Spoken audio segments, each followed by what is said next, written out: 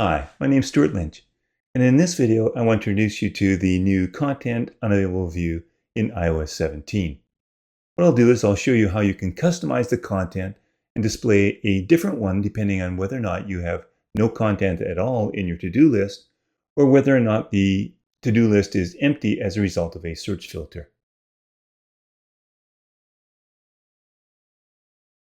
I love getting your feedback, so tap the thumbs up button if you enjoyed this video and leave a comment below. Make sure you subscribe to the video and ring that bell to get notifications of new videos. And if you want to support my work, you can buy me a coffee.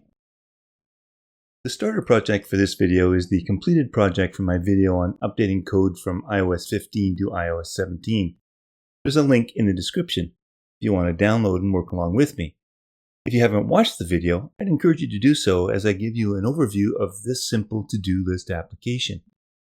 I also hope you will code along with me because in the end, you'll have a completed project that will have code that you could use in your own projects. And I'll be using this same code in my next video on implementing TipKit. All the links are in the description. Now, in my video where we updated this starter project from iOS 15 to iOS 17, we replaced the combine-based observation tracking with the new observable macro, but I failed to add one more thing that is not necessarily essential, but for completion's sake, I just want to add it here before I get on with the topic. If you go to the data store file, you can right-click or control-click on the observable macro and choose to expand it. You'll see that all of the properties that we formerly marked as @published properties are now designated as observation tracked.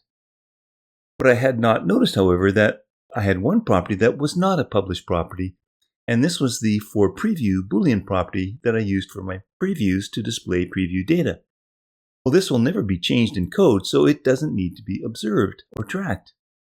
So let me hide the macro expansion for now, and I'm now going to mark this forPreview Boolean with another macro, and that's the ObservationIgnored.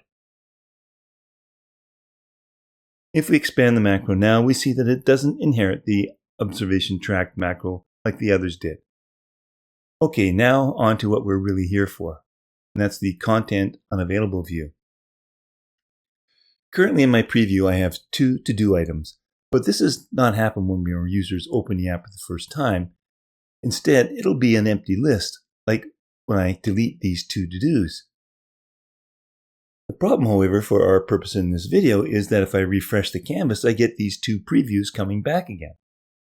So let me delete these two for now, and then change the data store injected into the environment by changing forPreview to false, or by simply removing it entirely, as that'll be the default anyway. And now when I delete these two to-dos, they will remain deleted. In iOS 17, we are now provided with a new Content Unavailable view that makes it easy for us to provide alternative views should something like this be the case. For this list view, I want to be able to display a different view rather than this empty list here, and not display this search field here should the data store's to-do array be empty. I'll still want to be able to present a different view eventually should the computed property for the filtered to-dos be empty though, and display the search bar. So let me collapse this list view so I can see the start and end and create an if clause that will condition around that list, but not include the navigation title.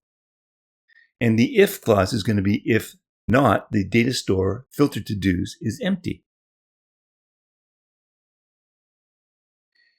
Let me collapse it again and create an else statement that for now will create some other view. So for the time being, let's just create a text view with the text some other view. Now you may recall that the data store filtered to-dos without any search term to filter is the entire array of to-dos. So that's why we can use the data store's filtered to-dos when we initially present our view.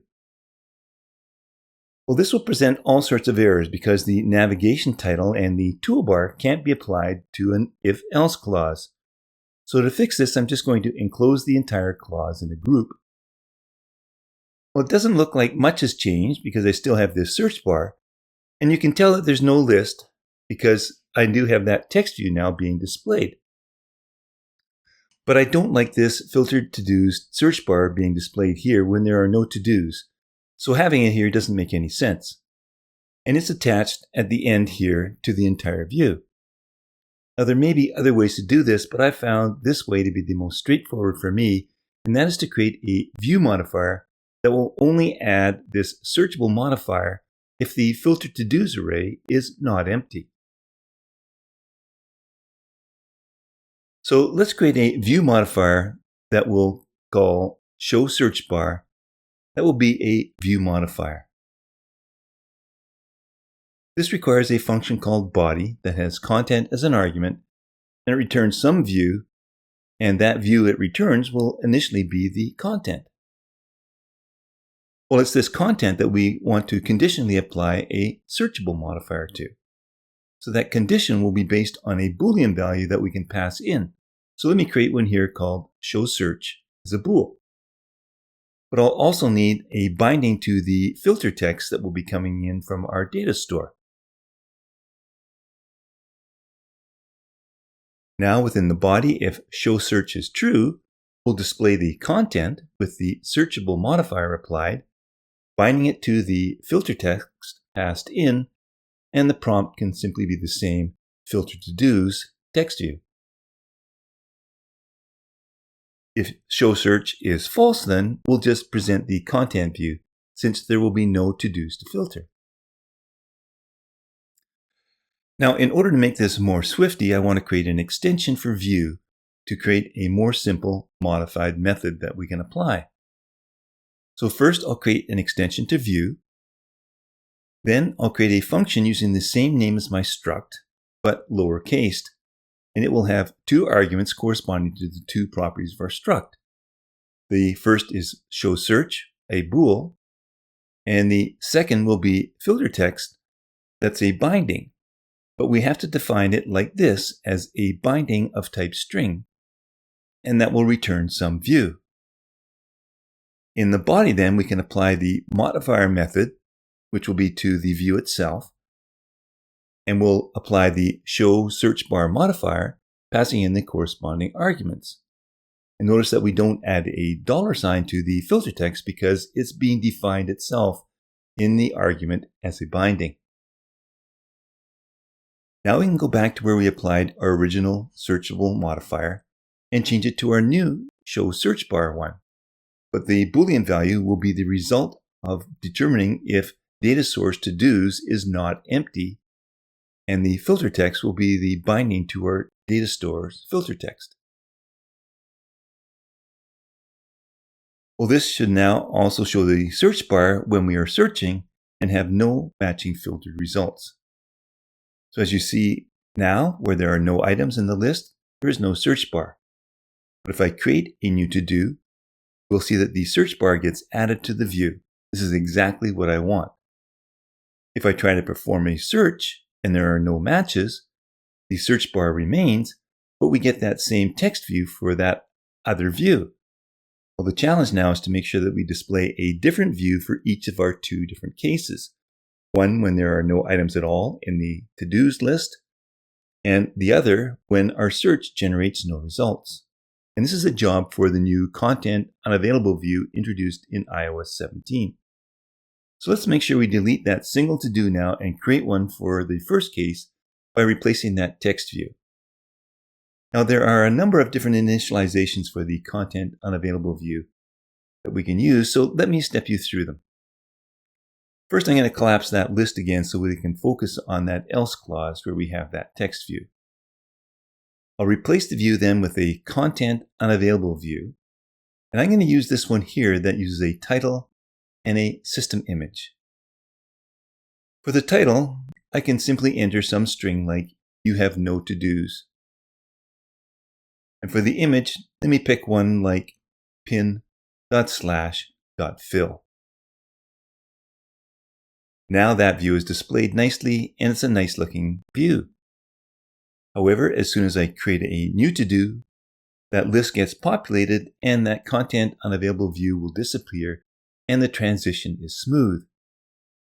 But as soon as I delete that single to-do, it gracefully transitions back to that ContentUnavailableView. That's as basic as it gets, but we can do better than this. If you have a designer and you have some pretty fancy images created for your app, then you can use one of them. For example, in the resources for this starter project, I've included an image called No To-Dos. Now, I wouldn't claim that this is designer driven, but it'll do for this video. So let's drag this into our asset folder. Now, if you're continuing on from the previous video in this series, you can download this image from the link provided in the description as well. I'm going to replace the label from System Image now to Image. And then I'll provide the name of my asset as a string. And I wish we could use the symbolized version here that was introduced in iOS 17, but we can't. We have to actually use the entire string for our No To-Dos image. Well, perhaps you want to get more descriptive here than just an image or a system image.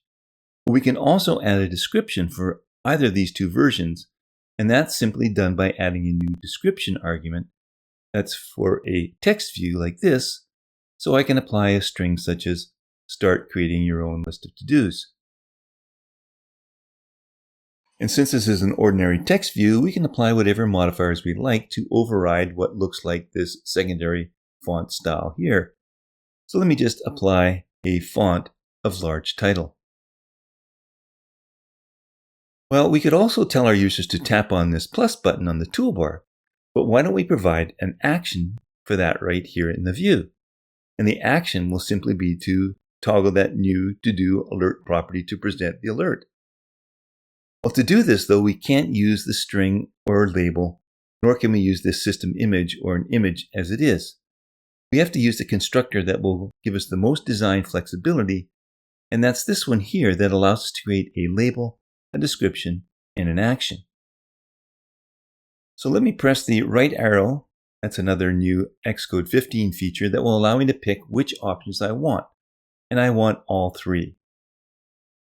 Then I can press Enter to generate the three closures for me. For the first closure, which is our label, we can use a label. And the title string will be you have no to-dos, and the image will simply be our no to-dos image. The description is going to be the same, where we'll have a text view with start creating your own list of to-dos. And again, I'll apply a font of a large title. Now the action will be the same action that we have for the toolbar button. That's our plus icon. So we'll create a new button that I'll call new to do, and I'll use that same action that simply toggles the new to do alert to present the alert. And finally, I'll add a bordered prominent button style. Now, when I tap on the new to do button, the alert appears. Now I'm going to use my own tagging system here by entering work in square brackets, and then an item, which is schedule meeting. When I tap on OK, the to-do is created and stored, and our content unavailable view gracefully disappears. Let's add another to-do, like one tag for home, and I'm responsible for washing dishes. Well, now when I enter the search field and start typing one of my tags, the list filters and I see only those that match the criteria.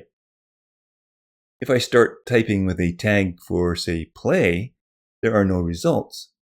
And I get our content unavailable view here, but this one doesn't make any sense because we do have to-dos and I don't want to create a new one. So here I'd like to present another different content unavailable view. Well, we'll know when this will be the case though, which is when we still have items in the original to-dos array. It's just that the filtered to-dos is empty. So what we can do is add a conditional if-else clause around the existing content unavailable view to display only if the data store to-dos is empty.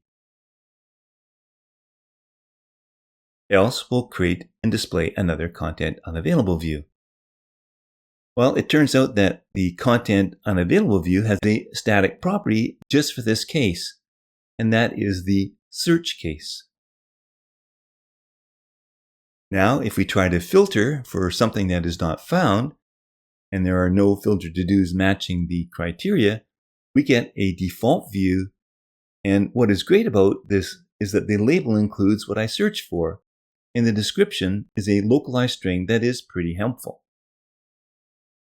Of course, you don't need to use this view. You could absolutely create your own version of the Content Unavailable view and use string interpolation if you like for your label or description to display what you were searching for. But I think this is pretty good, so I'm going to leave it like this. And then just to check out that everything is still working, let me delete both of these to-dos, and you'll see that the search bar disappears when they're gone, and we're left with that one asking us to start creating our new own list of to-dos.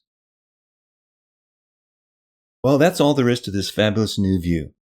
I'll be using it for many instances, including when I have a navigation split view on the iPad or a Mac app, and the content or detail views have yet to have any selections. This is going to make it so much easier. If you've enjoyed this video, please give it a thumbs up and leave me a comment. This helps drive more people to my channel and encourages me to create more content like this.